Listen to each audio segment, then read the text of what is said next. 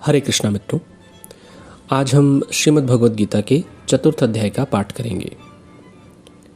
इसमें श्री भगवान बोलते हैं, मैंने इस अविनाशी योग को सूर्य से कहा था। सूर्य ने अपने पुत्र वैवस्वत मनु से कहा और मनु ने अपने पुत्र राजा इक्ष्वाकु से कहा। हे परंतप अर्जुन, इस प्रकार परंपरा से प्राप्त इस योग को राजर्षियों ने जाना, किंतु उसके बाद वह योग बहुत काल से इस पृथ्वी में लुप्त हो गया। तू मेरा भक्त और प्रिय सखा है, इसलिए यह पुरातन योग आज मैंने तुझको कहा है, क्योंकि यह बड़ा ही उत्तम रहस्य है, अर्थात गुप्त रखने योग्य विषय है। अर्जुन बोले, आपका जन्म तो अर्वाचीन अभी हाल ही का है और सूर्य का जन्म बहुत पुराना है, अर्थात कल्प के आदि में ही हो चुका था। तब मैं इस बात को कैसे समझूं कि आप ही ने कल्प के आदि में सूर्य से ये योग कहा था। तब श्री भगवान बोलते हैं, हे परंतप अर्जुन, मेरे और तेरे बहुत से जन्म हो चुके हैं, उन सबको तू नहीं जानता, किंतु मैं जानता हूँ। मैं अजन्मा और अविनाशी स्वरूप होते हुए भी तथा समस्त प्राणियों का ईश्वर होते हुए भी अपनी प्रकृति को अधीन करके अपनी योग माया से प्रकट होता हूँ। हे भारत, जब जब धर्म की हानि और अधर्म की वृद्धि होती है, तब तब ही मैं अपने रूप को रचता हूँ, अर्थात साकार रूप से लोगों के सम्मुख प्रकट होता हूँ।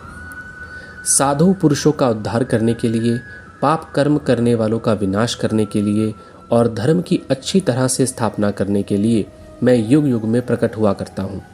हे अर्जुन, मेरे जन्म और कर्म दिव्य अर्थात निर्मल और अलौकिक है। इस प्रकार जो मनुष्य तत्व से जान लेता है, वह शरीर को त्याग कर फिर जन्म को प्राप्त नहीं होता, किंतु मुझे ही प्राप्त होता है। पहले भी जिनके राग, भय और क्रोध सर्वथा नष्ट हो गए थे और मुझ में अनन्य प्रेम पूर्वक स्थित रहते थे, ऐसे मेरे आश्रित रहने वाले बहुत से भक्त उपयुक्त ज्ञान रूप तप से पवित्र होकर मेरे स्वरूप को प्राप्त हो चुके हैं। हे अर्जुन, जो भक्त मुझे जिस प्रकार भजते हैं, मैं भी उनको उसी प्रकार भजता हूँ, क्योंकि सभी मनुष्य सब प्रकार से मेरे ही मार्ग का अनुसरण करते हैं।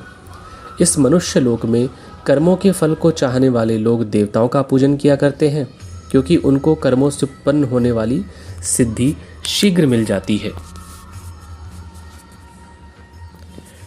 ब्राह्मण, क्षत्रिय, वैश्य और शूद्र, इन चार वर्णों का समूह गुण और कर्मों के विभाग पूर्वक मेरे द्वारा रचा गया है।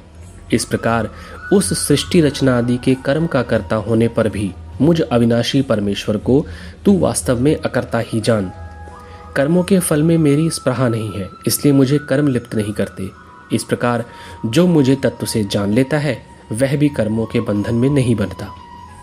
पूर्व काल में मुमुक्षुओं ने इस प्रकार जानकर ही कर्म किए हैं, इसलिए तू भी पूर्वजों द्वारा सदा से किए जाने वाले कर्मों को ही कर। कर्म क्या है और अकर्म क्या है, इस प्रकार का निर्णय करने में बुद्धिमान पुरुष भी मोहित हो जाते हैं। इसलिए वह कर्म तत्व मैं तुझे भली भांति समझाकर कहूँगा, जिसे जानकर तू अशुभ से अर्थात कर्म बंधन से मुक्त हो जाएगा। कर्मों का स्वरूप भी जानना चाहिए और अकर्म का स्वरूप भी जानना चाहिए तथा विकर्म का स्वरूप भी जानना चाहिए, क्योंकि कर्म की गति गहन है। जो मनुष्य कर्म में अकर्म देखता है और जो अकर्म में कर्म देखता है, वह मनुष्यों में बुद्धिमान है और वह योगी समस्त कर्मों को करने वाला है।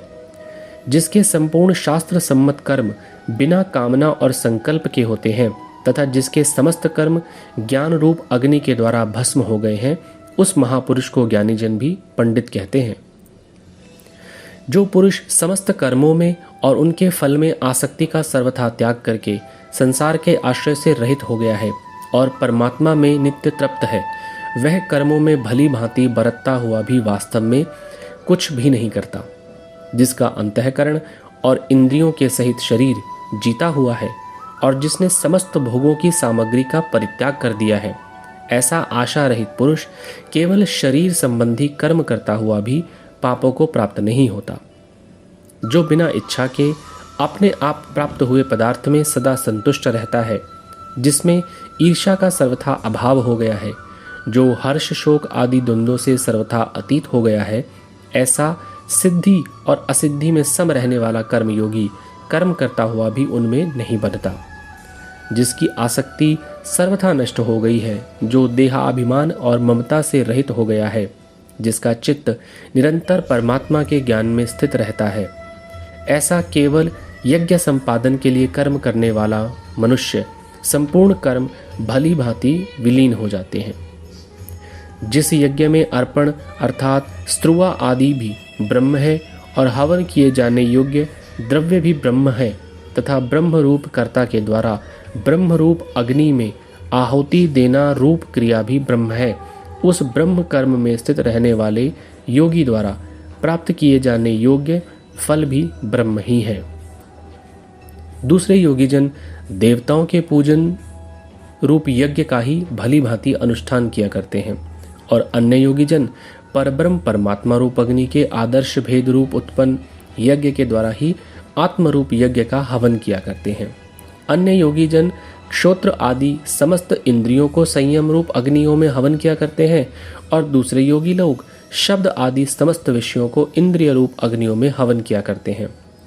दूसरे योगीजन इंद्रियों की संपूर्ण क्रियाओं को और प्राणों की समस्त क्रियाओं को ज्ञान से प्रकाशित आत्म संयम योग रूप अग्नि में हवन किया करते हैं। कई पुरुष द्रव्य संबंधी यज्ञ करने वाले हैं, कितने ही तपस्या रूप यज्ञ करने वाले हैं तथा दूसरे कितने ही योग रूप यज्ञ करने वाले हैं, कितने ही अहिंसा आदि तीक्ष्ण व्रतों से युक्त यत्नशील पुरुष स्वाध्याय रूप यज्ञ करने वाले हैं।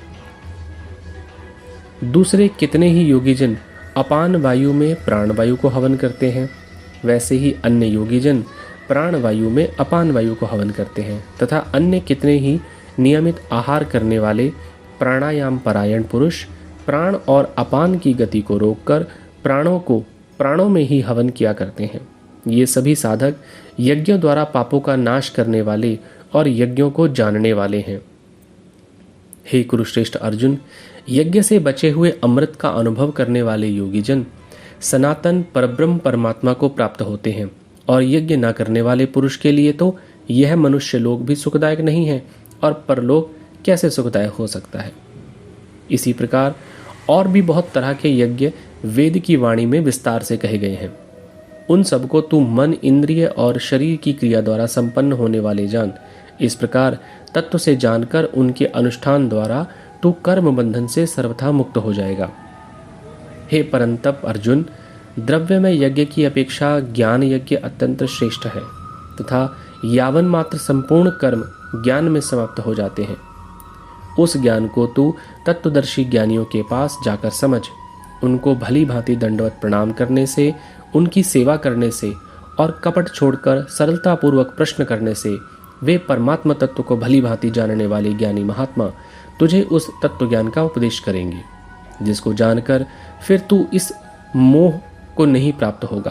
तथा हे अर्जुन, जिस ज्ञान के द्वारा तू संपूर्ण भूतों को निशेष भाव से पहले अपने में और पीछे मुझ सच्चिदानंद घन परमात्मा में देखेगा, यदि तू अन्य सब पापियों से भी अधिक पाप करने वाला है तो भी तू ज्ञान रूप नौका द्वारा निसंदेह संपूर्ण पाप समुद्र से भली भांति तर जाएगा। क्योंकि हे अर्जुन, जैसे प्रज्वलित अग्नि ईंधन को भस्ममय कर देती है, वैसे ही ज्ञान रूप अग्नि संपूर्ण कर्मों को भस्ममय कर देती है। इस संसार में ज्ञान के समान पवित्र करने वाला निसंदेह कुछ भी नहीं है। उस ज्ञान को कितने ही काल से कर्म योग के द्वारा शुद्धांतःकरण हुआ मनुष्य अपने आप ही आत्मा में पा लेता है। जितेंद्रिय, साधन परायण और श्रद्धावान मनुष्य ज्ञान को प्राप्त होता है तथा ज्ञान को प्राप्त होकर वह बिना विलंब के तत्काल ही भगवत प्राप्ति रूप परम शांति को प्राप्त हो जाता है। विवेकहीन और श्रद्धा रहित संशय युक्त मनुष्य परमार्थ से अवश्य भ्रष्ट हो जाता है। ऐसे संशय युक्त मनुष्य के लिए न यह लोक है, न परलोक है और न सुख ही है। हे धनंजय, जिसने कर्मयोग की विधि से समस्त कर्मों का परमात्मा में अर्पण कर दिया है और जिसने विवेक द्वारा समस्त संशयों का नाश कर दिया है, ऐसे वश में किए हुए अंतःकरण वाले पुरुष को कर्म नहीं बांधते। इसलिए हे भरतवंशी अर्जुन, तू हृदय में स्थित इस अज्ञान जनित अपने संशय का विवेक ज्ञान रूप तलवार द्वारा छेदन करके समत्व रूप कर्म योग में स्थित हो जा और युद्ध के लिए खड़ा हो जा। इस प्रकार श्रीमद् भगवद गीता रूप ब्रह्म विद्या के श्री कृष्ण अर्जुन संवाद रूप ज्ञान कर्म संन्यास योग नामक चौथा अध्याय संपूर्ण हुआ। हरे कृष्णा।